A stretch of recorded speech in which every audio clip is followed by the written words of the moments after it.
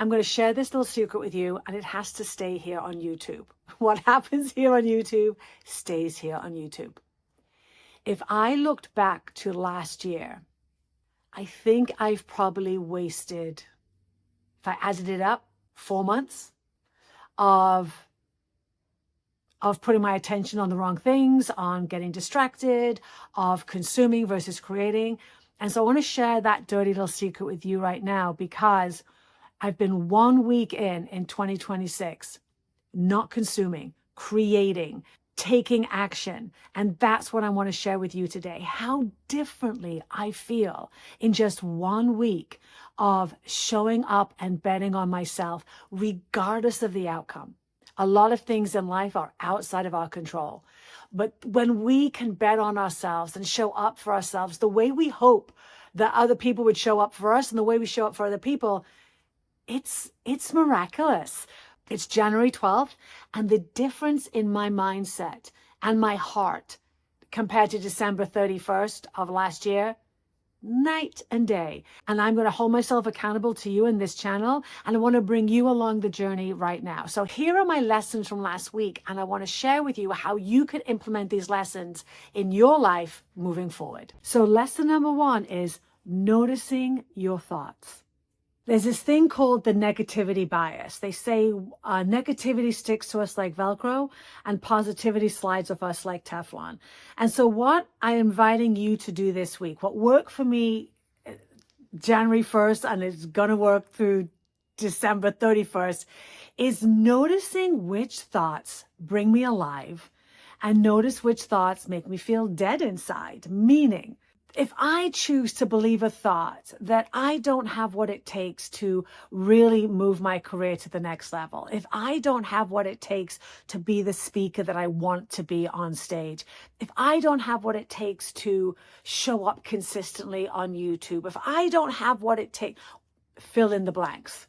My brain is going to seek out more data to prove that I'm right. And if I'm not noticing these repetitive thoughts, and they're on constant repeat, and then I wonder why at the end of last year, I look back and go, well, that didn't go the way you planned. It's because I wasn't paying attention to my thoughts. And so subconsciously, I was creating actions that just validated my belief in myself. You're too late. You don't have the willpower. You don't have the discipline. Yada, yada. Now, I don't care what you say, because when I share this with my friends that know me so well, they're like, I don't see you that way. It doesn't matter how other people see me. The truth of the matter is, when it comes to us believing that it is never too late, the person that really matters is us. What thoughts are you telling yourself that are going unchecked, unnoticed, that are not going to help you move forward to remix a life and create a future that excites and energizes you? Which thoughts are on repeat that are so comfortable to you, they feel like a really comfy sweater, but that sweater is weighing you down? What thoughts are you not paying attention to that are in the driver's seat of your life? Which thoughts have been with you for so long that you don't even notice them anymore? But then at the end of a month or so, you look back and wonder why your life turned out that way. It's never too late to notice the thoughts that are holding you back. And it's never too late to recreate a new pattern inside your brain that will chart a more powerful and positive course ahead. Okay, I needed to get one of these fridge shots. Now, over the 52 weeks, we're going to see how much better these get, but here's my first one. Number 2 is that I needed to choose which thoughts I'm going to believe, which thoughts I'm going to use as a foundation for 2026. And I had a lot of shifting to do, because so slowly over the last few months of 2025, maybe as my goals were getting bigger, I was looking at the gap versus the gain. I was looking at everything I wasn't yet. I'd forgotten the word yet. And I'd forgotten all the years of work and effort and practice and rehearsals and showing up that I had under my belt that I could move into the next year. Okay, out of the fridge, because my knees are killing me. But you know, at the end of the day, what really moved last week around for me is taking action. Taking action only when I was really conscious of what that action step would accomplish. Back to that dirty little secret. When I work for someone else, or I have a deadline, or I have a meeting or a presentation, or I'm doing a keynote, I give it 200%. When there is a deadline and I'm accountable to somebody else, I give it 200%. When I'm accountable only to myself and I'm not sure of where those actions will take me, I get sidetracked. I start looking what everybody else is doing. I think of the next thing I should buy, or the next course, or the next thing I should study, instead of just taking right action, focusing on the action itself versus the outcome. What does that mean? Because that might sound like a bit counterintuitive. This past week, I got back on social media. You can follow me on IG and Facebook and here on YouTube. But I went on to post things that I hoped would help my audience. I didn't go on to pursue the likes and the algorithm. I spent last week filming my own courses versus watching other people's courses. I started protecting my time like I was a business, because you know what? I am. And so while your path might not be working for yourself, I believe for most of us, there's something that we're not pursuing. There's some area of our life that we're not showing up to our capacity. There's an area of our life that if we look back a year from now, this time, 2027, and we look back on this past year going, what if I'd only given it my best shot? Not my perfect shot, but I had shown up for myself the way I show up for others. I'd taken right action. I had done the choice that a wise person would do. I had noticed when I'm getting distracted. I had then chosen to stay on path versus following that distraction. And I had taken right action to move me closer to living a life that would make me feel proud of the person I'm becoming. There was a couple of times I felt really pulled, like the old habit, I want to go on and check on what's on YouTube, or what just happened on social media, or I posted, did people like my post? So I had enough presence of mind to notice the thought.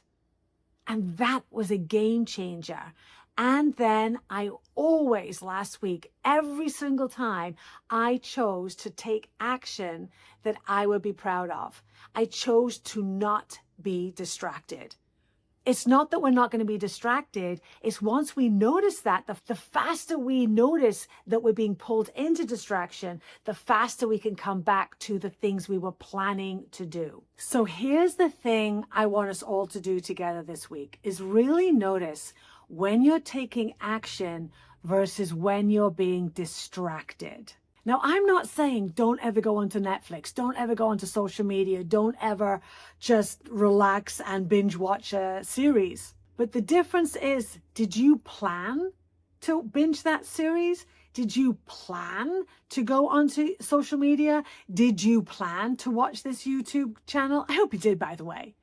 But when we find ourselves all of a sudden looking up and an hour has gone by and all we've done is flip between IG and Facebook, or we just binged 4 episodes of our favorite series on Netflix, that was a distraction. There is nothing wrong in doing that if you planned ahead to do that. And I'm not here to tell you that ambition is everything. And I know for me, I have a lot of ambition, and I have not shown up for myself as my future self would be proud of. And this is the year that's going to change that. So before I leave you for this week, I have 2 things to share with you. One is an update, and the second is a couple of questions I want to invite you to consider over the next week. And please put your responses in the comments.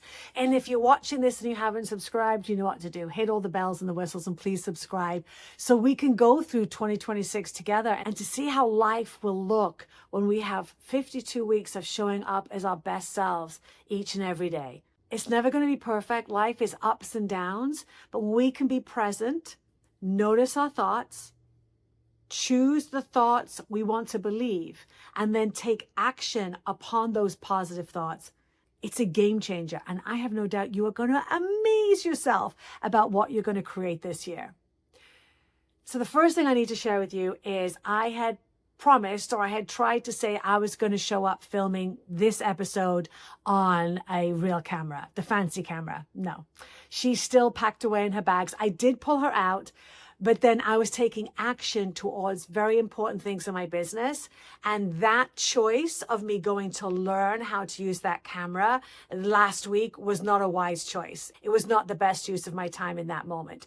So I'm going to get that fancy camera as fast as I can. And then the other thing I'm going to share with you at the end of each week is I have a calendar, and I'll put the link below to where I purchased it.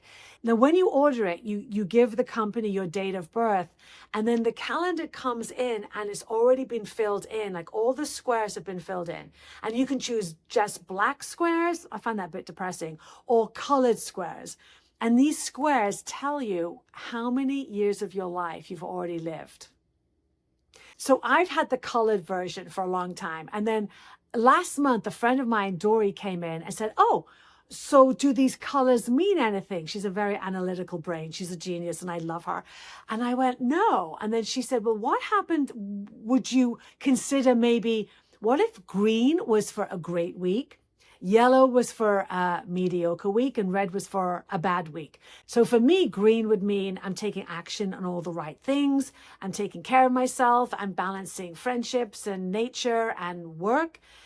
Yellow would mean I did that maybe 50% or more of the time. And red just means, girl, you got distracted. So far in January, we have 2 green weeks. And I'm using this now as a more visual way of me staying accountable to myself. So that's the other thing. Now, as we step into week 3, really, we're starting week 3 of our time together. Here is my question for you. I heard this question last week and I think it's brilliant, and we have to share it here with you. When it comes to you not taking right action to whatever kind of life it is that you are building, if your life was a movie, what would the audience be screaming at you to change or to notice? For example, if you were watching my life last year, not this year, but last year, you would be screaming, Petra, don't go on social media. Petra, stop watching what other people are doing. Petra, stop worrying and start acting. Petra, stop consuming, start creating. You know, in those movies where everyone's yelling at the screen, what would people be yelling at you? I think it's a brilliant question, because often we know exactly what it is that we need to change. But imagine your life on a big screen. What would the audience be screaming at you to change? And now, what is one small action step you can take this week to choose a better way of being, to choose a smarter habit, to choose more action versus distraction in your life? Your life is waiting for you. It is calling you, but it's not going to be calling forever. It is your time to pick up and say yes and take action. And I'll see you here again next week.